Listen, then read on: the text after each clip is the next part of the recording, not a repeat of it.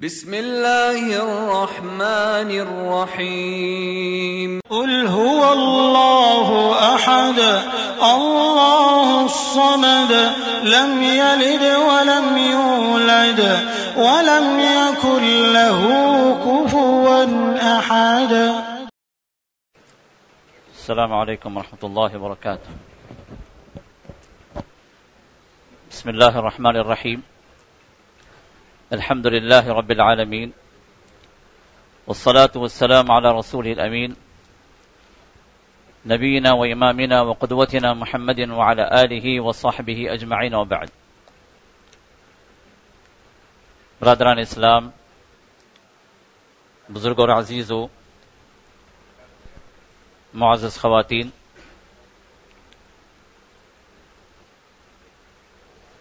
یہ ماہ مبارک ابھی شروع ہوا اور آدھے سے زیادہ رمضان تقریباً ہم سے رخصت ہو رہا ہے،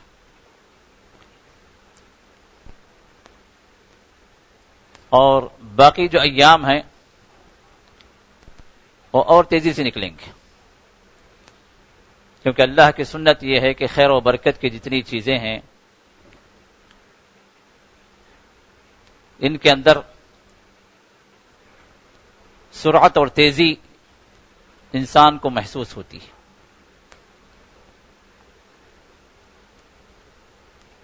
یہ ماہ مبارک بہت ساری خصوصیات کو لیے ہوئے، جن میں سے کچھ کو ہم جانتے ہیں اور کچھ کے بارے میں ہم غافل ہیں۔ ہم جانتے ہیں کہ ماہ مبارک ماہ صیام ہے، روزوں کا مہینہ، ماہ قیام ہے، قیام کا مہینہ، الحمدللہ ابھی آپ نے قیام کیا، قیام اللیل ہے۔ اسی طرح یہ ماہ مبارک ماہ جہاد بھی ہے۔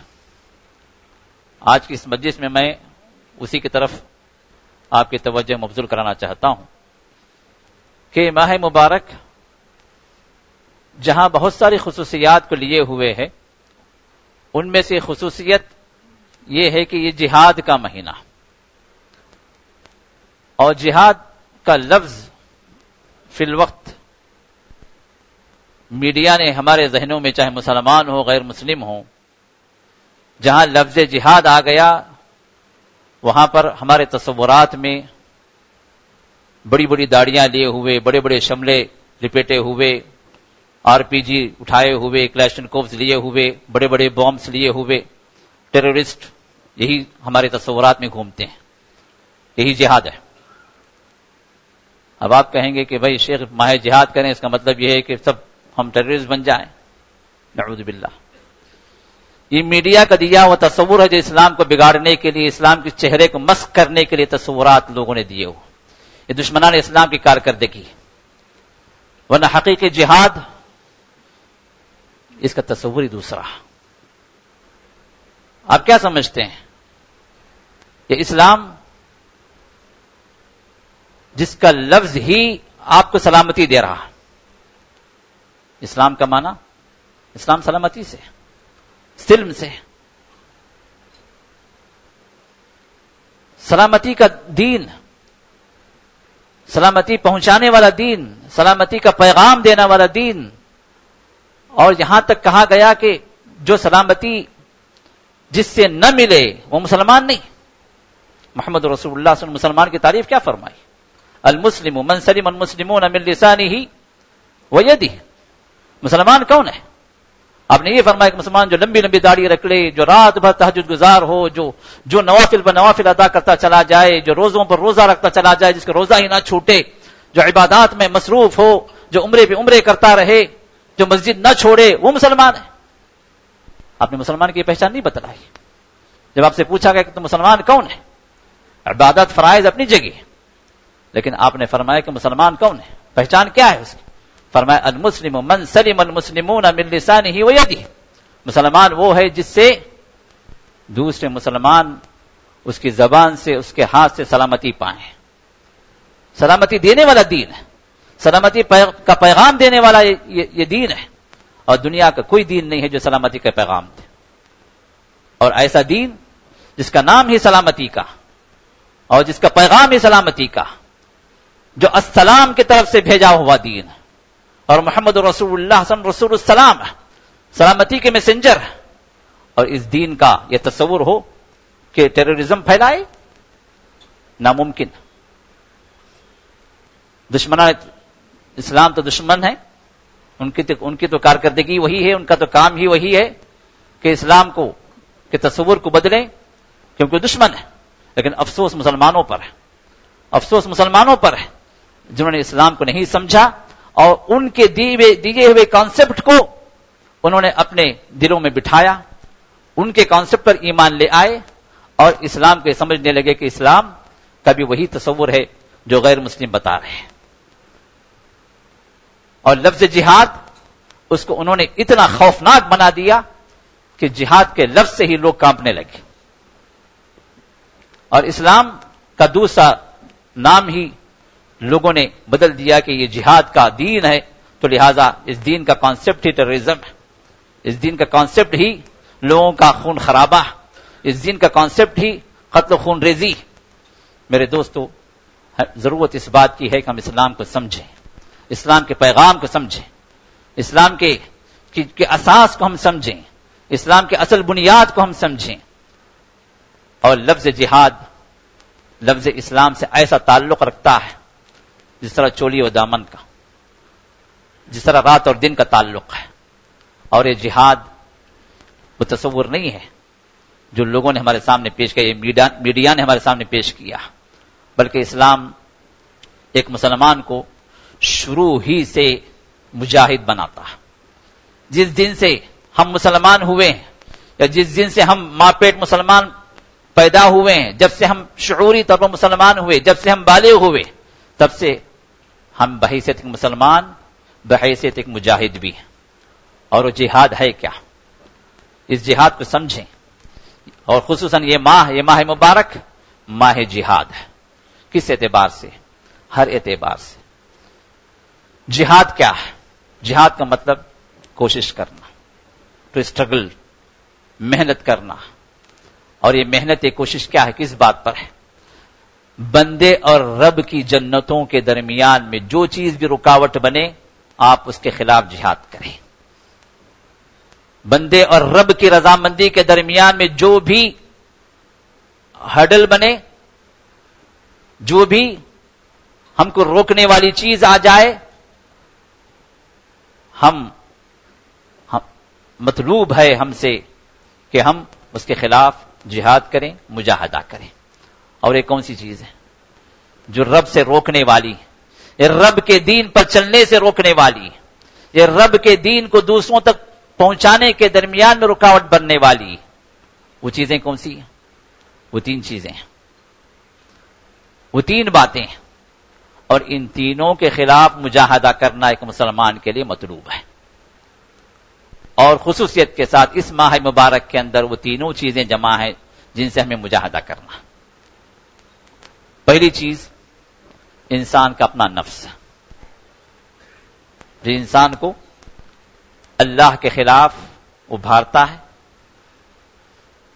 معصیت کی طرف لے جاتا ہے، گناہوں کی طرف ابھارتا ہے، جو انسان کا داخلی دشمن، جس کو نفس امارہ کہا گیا۔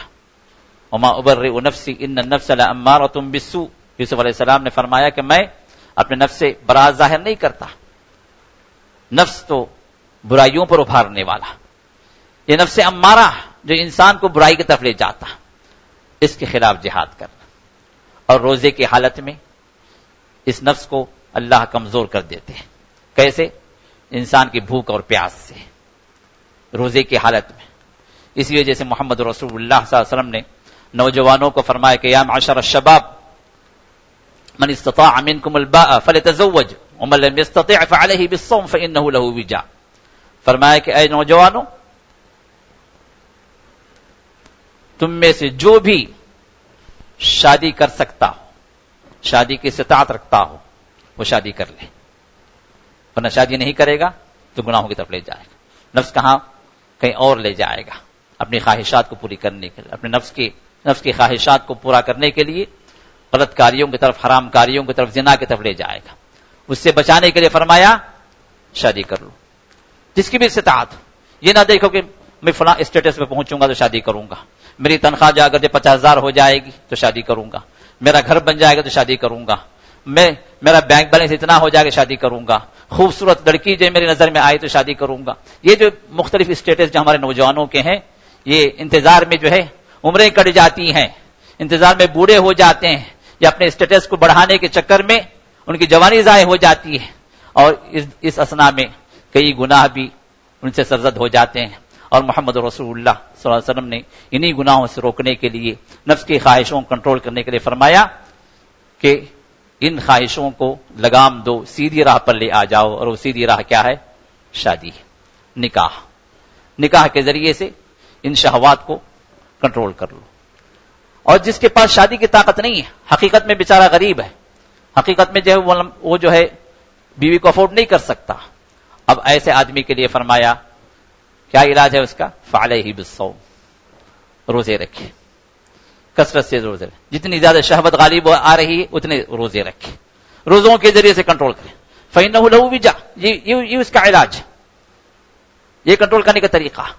تو روزے سے انسان کا نفس کمزور پڑ جاتا، نفس کو کنٹرول کرنے کی روزہ رکھا. اب اس روزے کی حالت میں انسان اب یہ سمجھتا ہے، عام طور پر لوگوں کا تصور کیا ہے، بھائی روزے کا مطلب کیا ہے؟ طلوع فجر سے لے کر غروب آفتاب تک نہ کچھ کھائے نہ کچھ پیے، کھانے پینے سے رکا رہے. کھانے پینے سے رکنا ایک روزے کا تصور ہے ہمارے پاس، جبکہ حقیقت میں صرف کھانے اور پینے کا تصور یہ کافی نہیں ہے. جس طرح ہمارا پیٹ یہ بھوکا رہے، یہ کھانے پینے سے رکا رہے، اسی طرح ہمارے جسم کے اعضاء بھی اللہ تعالی کی نافرمانیوں سے رکے رہیں. روزہ صرف ہمارے منہ اور پیٹ کا نہیں، روزہ ہمارے جسم کے ہر انگ کا، ہمارے جسم کے ہر پارٹ آف دا باڈی کا. اب اس اعتبار سے اگر دیکھا جائے تو سب سے پہلے روزہ ہمارے دل کا ہونا چاہیے. ہمارے دل کے اندر سے اللہ کی نافرمانیاں باہر نکلیں، دل کے اندر سے کفر نکلے، دل کے اندر سے شرک خالی ہو، دل کے اندر سے نفاق نکلے، دل کے اندر سے حسد نکلے، دل کے اندر سے بغض نکلے، دل کے اندر سے نفرتیں نکلیں، دل کے اندر سے دوسروں کے ساتھ جو نفرتوں کا تصور ہے، جو حسد اور دوسرے کی برائی چاہنے کا جو تصور ہے یہ نکلے. دل صاف سلیم الصدر ہو، انسان کا دل سلامتی والا بن جائے. یہ روزے کا اولین تصور ہے، یہ روزے کا بنیادی تصور ہے. دل اللہ کی اطاعت میں معمور ہو جائے، دل کے اندر ذکر داخل ہو، دل کے اندر اللہ کا خوف داخل ہو، دل کے اندر تقوی داخل ہو، دل کے اندر اللہ کی اطاعت کا جذبہ داخل ہو، دل کے اندر اخلاص آئے، تو پھر یہاں سے روزے کی خیر یہاں سے بلند ہوتی ہے، یہاں سے روزے کی بنیاد شروع ہوتی ہے. اور وہ روزہ کسی کام کا نہیں جو دلوں کے اندر نفرتوں کے لیے ہوئے، دلوں کے اندر حسد و بغض کو لیے ہوئے، دلوں کے اندر شرک و کفر کو لیے ہوئے، دلوں کے اندر بدعات و خرافات کو لیے ہوئے، دلوں کے اندر شرکیات کا تصور لیے ہوئے جو لوگ روزہ رکھتے ہیں، ان کا روزہ کسی کام کا نہیں. محمد رسول اللہ صلی اللہ علیہ وسلم نے ارشاد فرمایا کہ رب صائم، بہت سارے روزے دار روزہ رکھتے ہیں لیکن ان کے اکاؤنٹ میں صرف جو لکھا جاتا ہے کہ اس بندے نے صرف بھوک میں گزارا، پیاس میں وقت گزارا، بھوکا اور پیاسا رہا، بس روزے کا کوئی ثواب نہیں، روزے کا کوئی ثواب نہیں. کیوں؟ اس لیے کہ ان کے دل اور ان کے جو جوارح ہیں، اعضاء جسم ہیں، پارٹس آف دا باڈی ہیں، اس کا کوئی روزہ نہیں رہا. روزہ رکھ کر غیبتیں، روزہ رکھ کر چغلیاں، روزہ رکھ کر دوسروں کی برائیاں، روزہ رکھ کر جو ہے ہر قسم کا غلط کام، صرف زبان کا، صرف منہ کا روزہ، اندر کچھ نہیں گیا، حلق کے نیچے کچھ نہیں اترا، پیٹ خالی رہا، لیکن جسم کے دوسرے اعضاء یہ برابر برائیوں میں مشغول رہے، جسم کے دوسرے اعضاء یہ برابر معصیتوں میں ڈوبے رہے، تو پھر اس روزے کا کوئی فائدہ نہیں. اسی وجہ سے محمد رسول اللہ صلی اللہ علیہ وسلم نے ارشاد فرمایا من لم يدع قول الزور والعمل به والجهل فلیس للہ حاجۃ فی ان یدع طعامہ وشرابہ، جس نے روزے کی حالت میں جھوٹ کو نہیں چھوڑا، جھوٹی بات کو نہیں چھوڑا، جھوٹے کام کو نہیں چھوڑا، جہالت کے کاموں کو نہیں چھوڑا، پھر اللہ تعالیٰ کو اس بات کی کوئی حاجت نہیں، کوئی ضرورت نہیں کہ یہ بندہ بھوکا رہے پیاسا رہے، کھانے سے رکا رہے، پینے سے رکا رہے، اللہ کو مطلوب نہیں۔ آپ کا بھوکا رہنا، آپ کا پیاسا رہنا، یہ اللہ کو پسند ہے؟ نہیں، یہ پسند نہیں ہے۔ اللہ تعالیٰ اس بھوک اور پیاس کے ذریعے سے کچھ اور چیزیں آپ کے دل کے اندر لانا چاہتے ہیں، کچھ اور باتیں، کچھ اور خیر کی چیزیں جو آپ کی زندگی میں لانا چاہتے ہیں، ان چیزوں کا ہم احساس کریں، ان چیزوں کی طرف ہم آئیں۔ اسی طرح زبان سے انسان جھوٹ کی حالت میں، روزے کی حالت میں غصہ ہو جاتا ہے، خاص کر جو بیپاری لوگ ہیں یا کہ لین دین خرید و فروخت کرنے والے لوگ ہیں، معاملات کے اندر جھوٹ بولنا بہت آسان ہے، بلکہ جھوٹ کے بغیر بیپار کا بزنس کا تصور نہیں لوگوں کے پاس۔ اب روزے کی حالت میں بھی برابر جھوٹ جاری ہے، برابر جھوٹی قسمیں کھاتے ہیں، جھوٹی قسم کھا کھا کے لوگ بیچتے ہیں، اور جھوٹی قسم کھانا بہت بڑا گناہ، عظیم ترین گناہوں کے اندر ہے۔ اب روزے کی حالت میں بھی جھوٹی قسم سے انسان نہ روکے، جھوٹی باتوں سے نہ روکے، چغلی سے نہ روکے، اور دین کے نام پر بہت ساری باتیں لوگ علم غلم بکتے ہیں، میسیجز فارورڈ کرتے ہیں، یہ تحقیق نہیں کرتے کہ یہ چیز صحیح ہے یا غلط ہے۔ کوئی بھی میسج آ گا اسلام کے نام پر، اسلامک میسج ہے بھائی، اسلامک میسج ہے، فارورڈ کرو، نیکیاں ملیں گی۔ کسی نے کہا کہ نیکیاں ملیں گی، یہ فوراً فارورڈ کر دی۔ اب یہ نہیں دیکھیں اس کے اندر ہے کیا، اس کے اندر کئی چیزیں ہوتی ہیں جو قرآن سے نہ ثابت ہیں نہ حدیث سے ثابت ہیں، حدیث کا نام لے لیا گیا اور بہت ساری بکواس میں کی گئی، کوئی حدیث ثابت نہیں، بہت ساری باتیں اسلام کے نام پہ لوگ فارورڈ کر دیتے ہیں، تحقیق نہیں کرتے۔ جب دنیا کی کوئی بات اگر آتی ہے تو آپ پوچھتے ہیں کہ بھائی کس نیوز سے، بی بی سی سے ہے، کون سی میڈیا سے ہے، کس نے کہا، یہ کیا صحیح خبر ہے؟ دنیا کی ایک بات فارورڈ کرنے کے لیے ہم ہزاروں لوگوں سے ہم پوچھتے ہیں، جو کانٹیکٹس ہیں ان سے جو ہم کیا ریلیبل چیز ہے تحقیق کرتے ہیں، لیکن جب دین کا معاملہ آتا ہے کسی سے پوچھنے کی کوئی ضرورت ہمیں محسوس نہیں ہوتی، دین کے نام پہ جو چاہے فارورڈ کرتے ہیں۔ اب ایسے لوگ کان کھول کر سن لیں، محمد الرسول نے ارشاد فرمایا کہ جو انسان کسی بھی چیز کو بغیر تحقیق کے آگے بڑھا دے، دین سے جو متعلق ہو، اور اگر وہ بات جھوٹی اگر نکلی تو وہ بھی جھوٹوں میں شامل ہے، وہ بھی حدیث کا مفہوم ہے کہ وہ بھی جھوٹوں میں شامل ہے، اس لیے کہ اس نے تحقیق نہیں کی کہ یہ بات صحیح ہے غلط ہے۔ اور خاص طور پر اگر محمد رسول اللہ صلی اللہ علیہ وسلم بات متعلق ہے تو پھر آپ نے رسول اللہ صلی اللہ علیہ وسلم پر جو چیز آپ نے نہیں فرمائی اس پر آپ نے رسول اللہ صلی اللہ علیہ وسلم کا لیبل چسپاں کر کے آپ آگے بڑھا رہے ہیں، حدیث کے نام سے رسول اللہ پر الزام ہے۔ میرے دوست، دین کے معاملات میں تحقیق کر کے بات کو آگے بڑھائیں، خصوصاً روزے کی حالت میں یہ اور زیادہ جو مسئلہ اور خطرناک ہو جاتا ہے کیونکہ آپ روزے کی حالت میں ہیں۔ اور اسی طرح جسم کے اعضاء، مثال کے طور پر آنکھوں کا بھی روزہ ہے، آنکھوں سے اللہ کے نافرمانی کی جتنی باتیں ہیں ان سے روکیں، کان سے جتنی چیزیں آپ سنتے ہیں، اگر اللہ کے نافرمانی کی بات ہے، میوزک ہے، غلط باتیں ہیں، یا کہ غیبت ہے، کوئی انسان روزے کی حالت میں کسی اور غیبت کر رہا ہے، آپ بولتے ہیں بھائی میں روزے دار ہوں، آپ کا روزہ بھی خراب نہ کرے، میرا روزہ بھی خراب نہ کرے، نصیحت کرتے تاکہ اس کا روزہ بھی بچ جائے، آپ کا روزہ بھی بچ جائے۔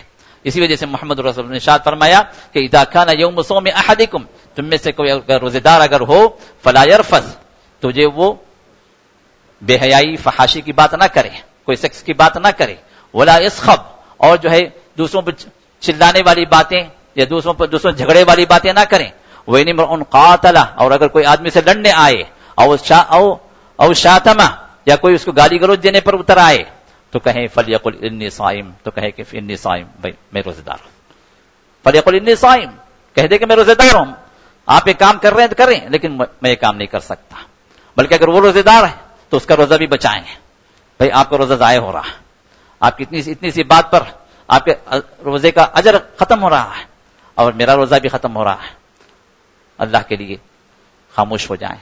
یہاں تک غیبتوں کے معاملے میں، دوسروں کی برائیوں کے سلسلے میں، تیسرے آدمی کے سلسلے میں آپ سے بات کہی جا رہی ہے یا کسی کی چغلی آپ کے پاس لگائی جا رہی ہے، فوری طور پر آپ وہیں روک دیں کہ بھئی روزہ خراب نہ کرے، خصوصاً ایک دوسرے آدمی کی غیبت یہ بہت بڑا گناہ، اور خصوصاً روزے کی حالت میں یہ تو اور خطرناک ہے۔ تو لہٰذا اس سے اپنے آپ کو بچائیں. اسی طرح محمد رسول اللہ صلی اللہ علیہ وسلم والجہل، اور جہالت سے بھی اپنے آپ کو بچائیں. جہالت کا مطلب کیا ہے کہ دوسروں پر، ایک تو لا علمی نادانی پر انسان کچھ بھی کہہ دیتا ہے، اور اس کے علاوہ دوسروں کے حقوق پر اعتداء، دوسروں کے حق تلفی، دوسروں کے حقوق کے سلسلے میں حقوق کی پامالی، یا دوسروں پر ظلم کے سلسلے میں کوئی بات، یا کہ رشتوں کو کاٹنے والی کوئی بات، رشتہ داری کو کاٹنا بہت بڑا جرم ہے، بہت بڑا گناہ.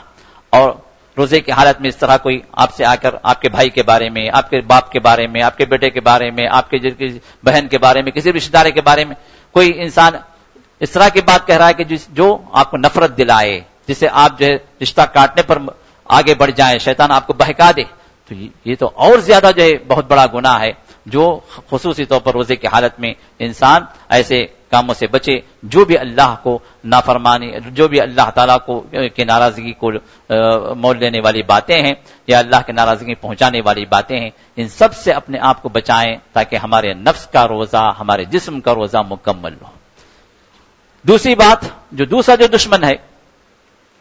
دشمن ہے وہ جو ہمیں برائی کی طرف لے جاتا ہے، وہ تو ہم سب کو معلوم ہے، ہم سب اپنے ساتھ اس کو لیے پھرتے ہیں، وہ ہے شیطان. سب کو معلوم ہے. لیکن جتنا معلوم ہے کہ شیطان یہ ہمارا دشمن ہے، اتنی ہی زیادہ ہماری دوستیاں بھی اس کے ساتھ. معروف دوست ہے وہ، کہنے کے لیے دشمن ہے لیکن سب سے زیادہ محبوب وہی ہوتا ہے. سب سے زیادہ اس کی بتائی ہوئی چیزوں میں ہم عمل کرتے ہیں، سب سے زیادہ اس کی دکھلائی ہوئی راہ پہ ہم چلتے ہیں، اور اسی میں لذت ہوتی ہے، اسی میں انسان کو مزہ آتا ہے. اور یہ شیطان انسان کو دو طرح سے گمراہ کرتا ہے. ایک ہے شبہات، دوسرے ہیں شہوات. یہ دو راستے ہیں اس کے جو انسان کو بھٹکانے کے. شبہات یعنی دین کے سلسلے میں آپ کو مختلف شبہات آپ کے دل میں ڈالتا ہے، وسوسے پیدا کرتا ہے، اور انہی وسوسوں کے اندر کئی لوگ جو ڈوب کر شرک کی طرف نکل جاتے ہیں. اب مثال کے طور پر ایک عام سا وسوسہ آپ کو بتاتا ہوں، ایک عام سا شبہ لوگوں کا، وسیلے والا مسئلہ، جس میں کافی ایک امت ڈوبی ہوئی، خاص کر ہمارے اپنے ایریا کے اندر یا ہمارے انڈیا پاکستان کے اندر. وہ کیا بھئی اللہ تعالی عرش پر ہے، ایمان ہے ہمارا، ہم گنہگار بندے ہیں، گنہگار بندے ہم، اللہ ہماری کہاں سے سنے گا؟ ہم اللہ تک کیسے پہنچے؟ اب اس کے لیے کیا کرنا ہے؟ بھئی اب مثال دیتے ہیں، شبہ دیکھیے، یہ ہے شبہ جو شیطانی وسوسہ. شبہ کیا ہے؟ بھئی اگر آپ کو ایک پی ایم کے پاس پہنچنا ہے یا سی ایم کے پاس پہنچنا ہے، کہ ڈائریکٹ پہنچ سکتے ہیں آپ کی ضرورت ہے، آپ ڈائریکٹ جا کے اپنی عرضی دے سکتے ہیں؟ نہیں. کیا کرنا ہے؟ اس کا جو سیکریٹری ہے، اس کا جو منسٹر ہے، یا کہ اس کا جو خاص آدمی، آپ اس تک پہنچے، اس کے ذریعے سے پہنچے تو پھر تو کام بنے گا. کیسے ہے شبہ؟ اب چونکہ لوگوں کے درمیان میں ایک معروف بات ہے، فوری طور پر شیطان آپ کے دماغ میں یہ چیز بٹھا دیتا ہے. ٹھیک ہے، اب آپ گنہگار ہیں، آپ کی حاجتیں پوری ہونی ہیں، اللہ آپ سے ناراض ہیں، تو آپ اللہ تک کیسے پہنچیں گے؟ کیا ہے؟ وسیلہ پکڑو. جس طرح تم دنیاوی کاموں کے لیے پی اے کا وسیلہ لیتے ہو سی ایم تک پہنچنے کے لیے، اسی طرح اللہ تک پہنچنے کے لیے بھی آپ کے اپنے کاموں کو بنانے کے لیے ضروری ہے کہ آپ کسی پی اے کو پکڑیں. وہ پی اے کون ہے؟ یہ اولیاء اللہ، یہ بزرگان دین ہے. اس تک پہنچنے کے لیے، اللہ تک پہنچنے کے لیے آپ کو ان اولیاء اللہ کے بغیر آپ نہیں پہنچ سکتے. جس طرح دنیا کے کاموں میں آپ سی ایم تک پہنچنے کے لیے ضروری ہے کسی کا وسیلہ لیں، اسی طرح اس معاملے میں بھی اللہ تک پہنچنے کے لیے آپ کو وسیلہ ضروری ہے. بہت پوائنٹ کی بات ہے، دل میں بیٹھ گئی.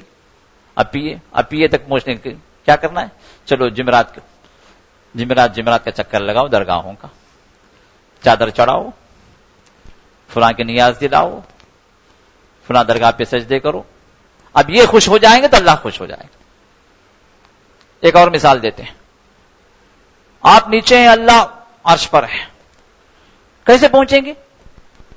اوپر پہنچنا تو سیڑھی کی ضرورت ہی نہیں ہے، اب لفٹ لگائی گئی، ایلیویٹر کی ضرورت ہی نہیں. اب ایلیویٹر ایکسکیلیٹر کے بغیر، سیڑھی کے بغیر آپ اوپر تک جا سکتے ہیں؟ نہیں جا سکتے. تو اسی طرح اللہ تک پہنچنے کے لیے یہ ایلیویٹرز ہیں، یہ ایسکیلیٹرز ہیں، یہ اسٹیئرز ہیں. کون؟ یہ اولیاء اللہ. ان کے بغیر آپ اللہ تک نہیں جا سکتے. کیسے شبہ؟ اور انہی شبہات سے یہ امت کا ایک بہت بڑا طبقہ گمراہی کی طرف چلا گیا. اور بیچارے یہ وہ لوگ ہیں جو قرآن کو نہیں جانتے، اللہ کے فرمان کو نہیں جانتے، جنہوں نے قرآن کو نہیں پڑھا. اب ان کے سامنے اس طرح کے شبہات شیطان لے آتا ہے، فوری طور پر آمنا صدقنا کہتے ہیں، فوری طور پر قبول ہو گئے، پاس ہو گئے، چلے گئے گمراہی. جبکہ قرآن کھول کھول کر اس حقیقت کو بیان کرتا ہے. یہ دنیاوی مثالیں تم جو دے رہے ہو، فلا تضربوا للہ الامثال، اللہ کے لیے مثالیں نہ دو، کیونکہ اللہ کے برابر کوئی نہیں ہے. اللہ خالق ہے، یہ مخلوق ہے. مخلوق کی مثال تم اللہ کو لے دے رہے ہو.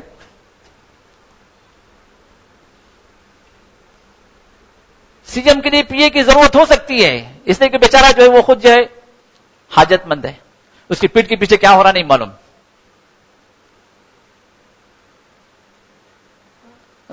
بھرے مجمع میں راجیو گاندھی گولی مار دی گئی، سامنے اس کے ساتھ میں کون آیا؟ Suicide bomber. اس کو پتا نہیں. یہ انسان ہے، اگلے لمحہ کیا ہوگا اس کو نہیں پتا، اس کے پیٹ پیچھے کیا ہو رہا ہے کچھ نہیں پتا.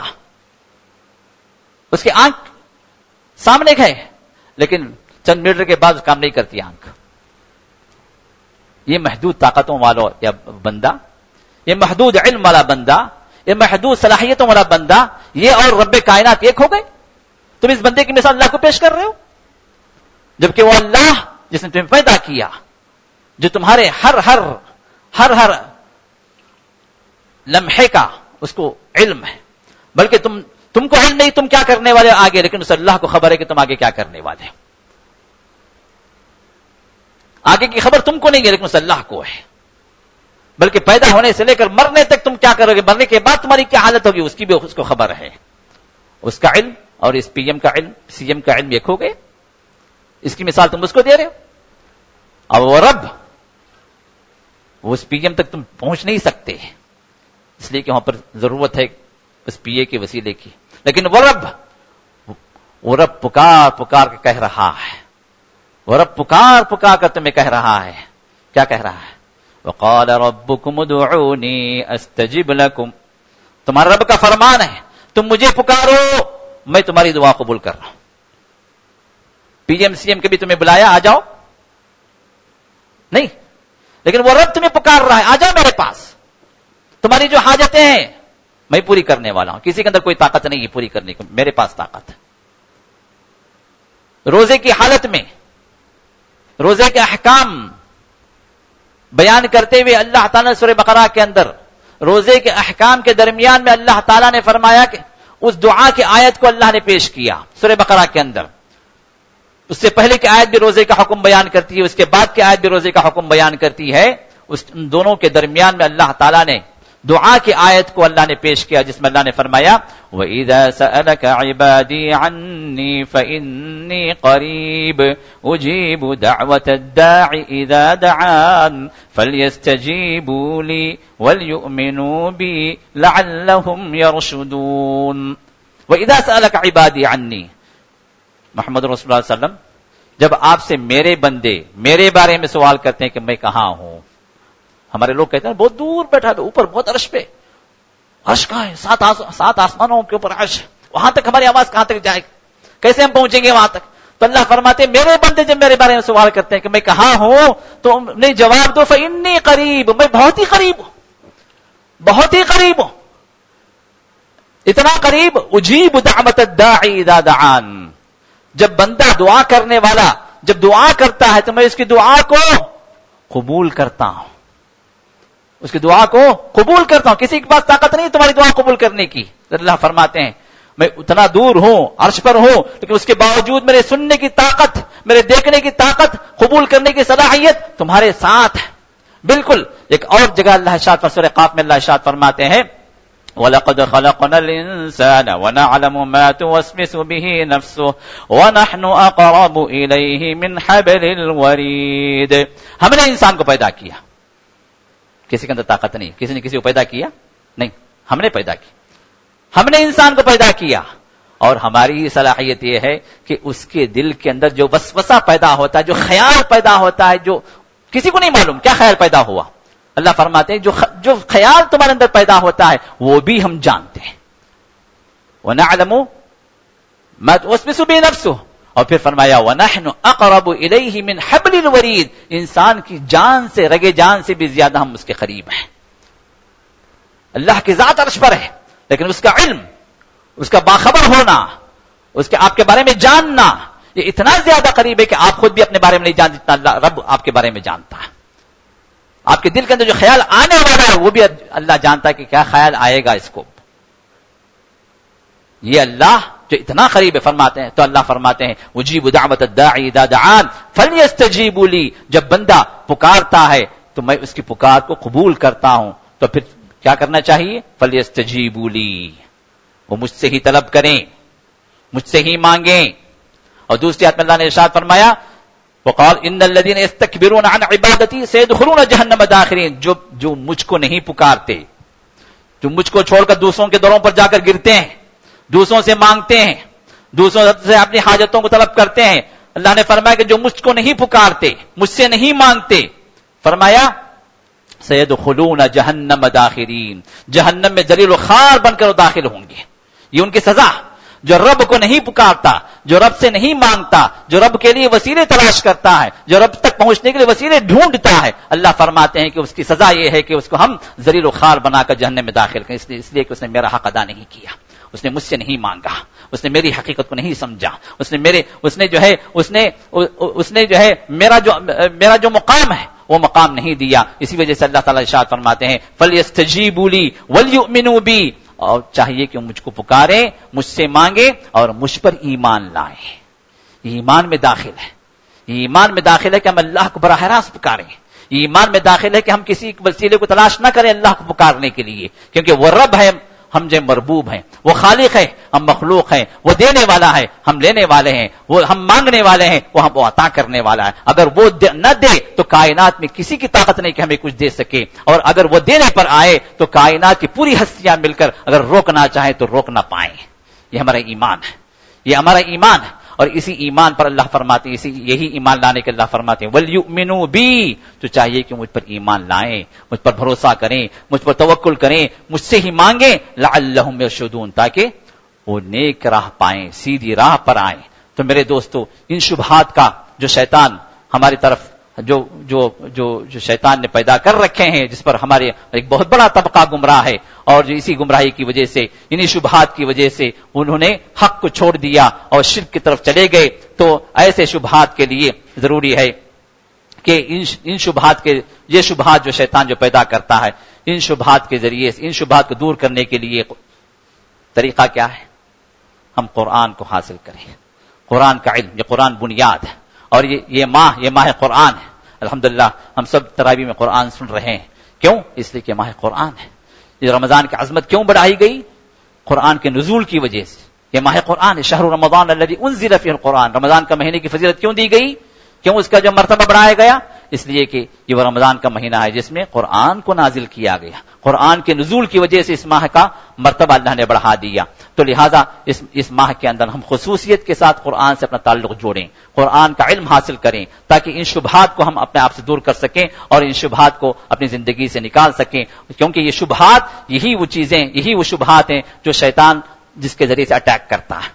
ہماری لا علمی کی وجہ سے یا کم علمی کی وجہ سے یا لوگوں کے سنائی باتوں کی وجہ سے, چونکہ ہمارا علم قرآن کے ساتھ گہرا نہیں ہے, ہم قرآن کے طرف متوجہ نہیں ہیں, تو لہٰذا ہماری درخواست ہے کہ جو شیطان کا یہ جو مین ہتھ کنڈا ہے, یہ شبہات, ان شبہات کے ذریعے سے جو گمراہی جو پیدا کرتا ہے امت کے اندر, خصوصاً مسلمانوں کے اندر, اس کا واحد علاج کیا ہے؟ اس کا واحد علاج یہ ہے کہ ہم اپنا تعلق قرآن سے مضبوط کریں. صرف پڑھنے کے حد تک نہیں, اس کا معنی جانیں, اس کا ترجمہ پڑھیں. الحمدللہ اب تو جو ہے کوئی عذر کسی کے ساتھ نہیں ہے. جس کو پڑھنا نہیں آتا, جو اندھا ہے, اس کو بھی کوئی عذر نہیں ہے, اس لیے کہ الحمدللہ ہر زبان میں اب ترجمے کے کیسٹس بھی مل رہے ہیں. قرآن کا ترجمہ بھی سن سکتا ہے, قرآن کا ترجمہ وہ سن سکتا ہے. تو روزانہ جس کو پڑھنا آتا ہے وہ قرآن کریم کا ترجمہ پڑھے.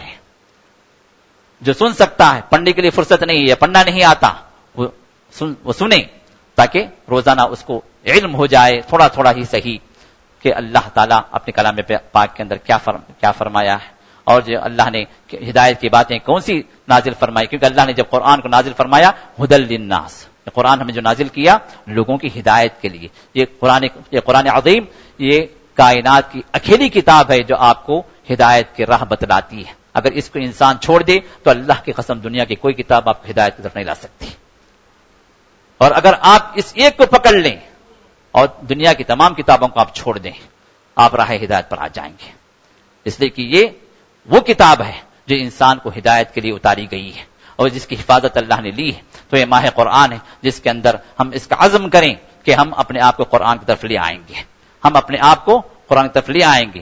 ہمارے 24 گھنٹوں میں سے کم از کم 15 منٹ ایسے ہم نکالیں، صرف رمضان کے حد تک ہی نہیں بلکہ رمضان کے بعد بھی ہم یہ عزم کر لیں کہ اگر ہم اب سے روٹین شروع کریں روزانہ 15 منٹ، جس میں ہو سکتا ہے 3 آیتیں، ہو سکتا ہے 4 آیتیں، ہو سکتا ہے 1 صفحہ آپ قرآن کا ترجمہ، اگر ممکن ہو سکے آپ بیوی بچوں کے ساتھ ہیں تو گھر کے اندر ایک سرکل قائم کر لیں، روزانہ 15 منٹ بچوں کو بٹھا کر ان کے ساتھ آپ قرآن کریم کا ترجمہ پڑھیں، تاکہ آپ کو بھی علم ہو، آپ کے بچوں کو بیوی بچوں کو بھی اس کا علم ہو، اور جس کا آپ کے مرنے کے بعد بھی ثواب جاریہ آپ کو ملتا رہے گا. آپ کے بچے ہدایت پر ہو جائیں گے، آپ کی بیوی ہدایت پر آ جائے گی، آپ کے ان شبہات سے آپ کے خاندان والے باہر ہو گئے، ہدایت پر آ گئے. آپ اس دنیا سے چلے بھی جائیں لیکن وہ لوگ ہدایت پر اگر آ گئے تو جب تک وہ سیدھی راہ پر رہ کر عمل کرتے رہیں گے، راہ ہدایت پر باقی رہیں گے، جب تک ان کی زندگی کی آخری سانس باقی رہے گی آپ کو ثواب ملتا رہے گا.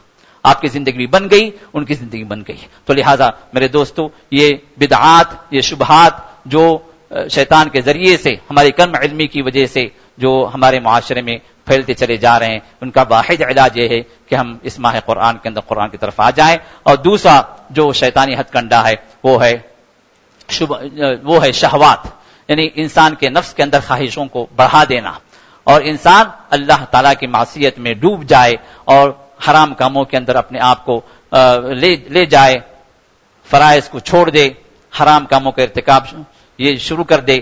اور اسی طرح اس ماہ مبارک کے اندر ان شہوات کا جو مسئلہ جو ہے، لوگ جو ہے ٹائم پاس کے طور پر، بعض لوگ جو ہے روزے کی حالت ہی میں ٹائم پاس کرتے ہیں. کیا ہے؟ موبائل. اب تو گھر گھر میں موبائل ہے، گھر گھر نہیں، اب تو جیب میں موبائل ہے. جہاں بھی بیٹھے، مسجد میں بھی بیٹھے ہیں وہاں پر بھی اب چیٹنگ چل رہی ہے، وہاں بھی جو ہے سائٹس ادھر ادھر کے جو ہے آپ سرفنگ کر رہے ہیں. اب اس کے اندر یا تو ٹائم پاس ہے یا پھر ٹائم پاس نہیں ہے تو پھر کوئی گناہ کی بات ہے. وہاں پر چیٹنگ اگر ہو رہی ہے تو کوئی غلط کام کی چیٹنگ ہے، کہ کوئی غلط لنک ہے، یا کوئی لڑکی ہے، یا کوئی جو ہے غلط رشتہ. تو اس طرح کی چیزیں روزے کی حالت میں بھی انسان سے نہیں چھوٹ رہی ہیں. اور بعض لوگ کیا سمجھتے ہیں، بھائی روزہ تو کھل گیا، اب تو ہر چیز سے ہم آزاد ہو گئے، مادر پدر آزاد اپنے آپ کو سمجھتے ہیں. غلط بات ہے. جو اللہ روزے کی حالت میں آپ نے جس اللہ کے ڈر سے اپنے آپ کو روک رکھا ہے، وہی اللہ روزے کے بعد بھی آپ کے ساتھ ہے. جو حرام روزے کی حالت میں تھا وہ حرام حرمت والی چیزیں ہمیشہ کے لیے، حرمت والی چیزیں. تو لہذا جو بھی حرام کام ہیں ان سے اپنے آپ کو بچانے کے لیے، خاص طور پر جو یہ موبائل اور جو ویب سائٹس ہیں ان کے اندر اپنے آپ کو، جہاں تک کیونکہ ویب سائٹس اور موبائل کے اندر ابھی تو جو ہے مسئلہ یہ ہے کہ کوئی دیکھ لے گا، یہ ایک تصور تھا پہلے، بھائی کوئی آپ اعلان کوئی گناہ کرتے ہیں تو کوئی کسی کی نظر میں آ جائیں گے. لیکن ابھی جیب کے اندر موبائل والا مسئلہ ہے کہ آپ کی خلوت ہے، آپ کے علاوہ آپ کا رب تیسرا کوئی نہیں جانتا آپ کیا کر رہے ہیں. اب ایسی حالت میں انسان جس طرح روزے کی حالت میں تصور کرتا ہے کہ اللہ مجھے دیکھ رہا ہے، تصور ہی انسان کو آگے بچا سکتا ہے. تو لہذا ان شہوتوں کی طرف یہ شیطان لے جاتا ہے. اور یہ شہوت جو روزے کی حالت میں اللہ تعالیٰ اتنی ٹریننگ دیتے ہیں کہ سگی بیوی سے بھی شہوت کا معاملہ اللہ روزے کی حالت میں روک دیتے ہیں. تو اب روزے کے بعد جب وہ چیز حلال ہے، کیونکہ وہ چیز اصلاً حلال ہے، لیکن جو غلط تعلقات ہیں وہ تو ہمیشہ کے لیے حرام ہیں. تو جتنی بھی چیزیں جو محرمات ہیں ان سے اپنے آپ کو بچائیں، کہ شیطان کا دوسرا ہتھ کنڈا ہے. اگر آپ کو شبہات سے بچا لیا تو پھر آپ کو لے جاتا ہے شہوات کی طرف. یہ دو مین سورسز ہیں یا کہ مین جو ویز ہیں جو شیطان کے، جو آپ کو گناہوں کی طرف لے جانے والی چیزیں ہیں. اللہ تعالیٰ سے اپنے آپ کو بچانے کے لیے ان چیزوں سے ہمیشہ انسان دعا کرتا رہے، اور روزے کی حالت میں خصوصی طور پر اپنے روزے کو بچانے کے لیے ان چیزوں سے دور رہے. اور رہا تیسرا جو دشمن ہے وہ انشاءاللہ کل یا پرسوں جب بھی یہ موقع اگر مل گیا اور ہمارے احباب نے اگر وقت اگر دیا تو انشاءاللہ تیسرا جو دشمن ہے ہمارا جو ہمیں اللہ کی طاعت سے روکنے والا ہے اس کی طرف انشاءاللہ آپ کے سامنے رب کشائی کروں گا، آپ کے سامنے چند باتیں رکھوں گا جو جہاد سے متعلق ہیں، جو تیسرا دشمن ہے اس سے کیسے ہم جہاد کریں انشاءاللہ۔ آگے کی اگر کسی رات میں موقع ملے تو انشاءاللہ آپ کے سامنے اس بات کو تفصیل سے رکھوں گا۔ جو کچھ ہم نے سنا اللہ سے دعا ہے کہ اللہ تعالی ہمیں اس پر عمل کرنے کی توفیق عطا فرمائے، اللہ تعالی ہمارے ہر دشمن سے بچنے کی توفیق عطا فرمائے، اللہ تعالی ہم سب کو اپنی حفاظت میں لے لے، اللہ تعالی ہمارے گناہوں کو معاف فرمائے، ہمارے روزوں کو قبول فرمائے، ہمارے تراویح کو اللہ تعالی شرف قبولیت سے نوازے، اور ہر رات میں اللہ تعالی بندوں کو، اپنے چند بندوں کو جہنم سے آزاد فرماتے ہیں۔ محمد رسول اللہ صلی اللہ علیہ وسلم نے اس کی بشارت دی ہے، تو اللہ سے دعا ہے کہ اللہ تعالیٰ آج کے رات میں ہم تمام کو اللہ جہنم سے آزاد فرما دے، ہماری صرف ہم کو نہیں، ہمارے بیوی کو، ہمارے بچوں کو، اور ہمارے رشتہ داروں کو، ہمارے والدین کو، اور ہمارے جتنے دوست احباب ہیں ان سب کو اللہ تعالیٰ آج کے رات میں جہنم سے آزاد فرما دے اور جنت میں ہم سب کو داخل فرما دے، آمین یا رب العالمین۔ سبحان ربک رب العزت عما یصفون وسلام علی المرسلین والحمد للہ رب العالمین۔